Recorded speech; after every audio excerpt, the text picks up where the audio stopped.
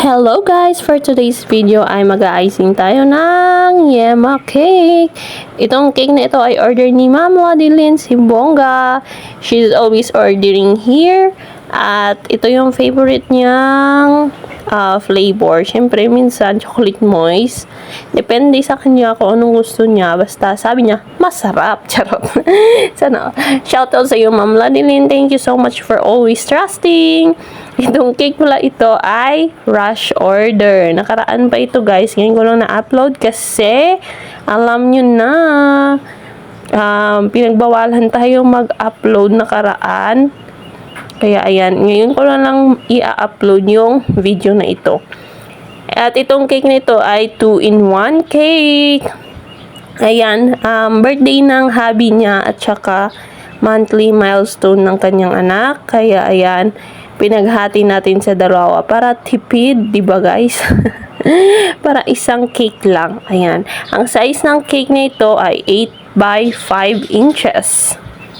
Actually, sana 7 by 6 inches ito. Pero sabi ko, parang maliit siya kasi 2-in-1 niya. Kaya ayan, ginawa ko na lang 8 by 5 inches para medyo malapad. Kaya ayan, yung design is, nag-send lang si ma'am ng reference. Kaya, ayan, kinuhanan ko lang ng idea kung anong gagawin ko, di ba? Minsan talaga, pala decision tayo yan. Kaya, naglagay tayo ng wave-wave dyan. O, di ba? Ganyan lang kasimple yung cake, guys. At, gabi na tayo dyan nakapag-icing. At, medyo makulit yung bulinggit natin dyan. Ayan.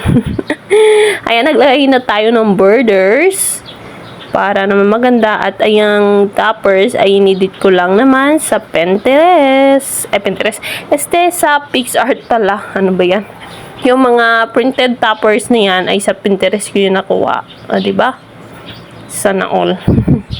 At ayan, pinirent natin kinaumagahan at nag-icing tayo kinagabihan na. Ayan, naglagay tayo ng drudges na pearl para dagdag ganda, diba? Yan lang guys for today's video. I hope you enjoy watching this video guys. Please don't forget to like, follow, or subscribe nyo na rin ako sa YouTube channel. Love you all, Mama Kiss Logbook. At abangan nyo yung mga videos ko na i-upload kasi super late na. It's okay. Basta na-upload lang. Ayan lang guys. At may ano pa ito. 12 cupcakes. At ilagyan ko ng filling sa top para naman masarap. Katulad ng gumagawa. Charis. Yan lang talaga guys. Babush! Love you all, Mama Kiss Love po!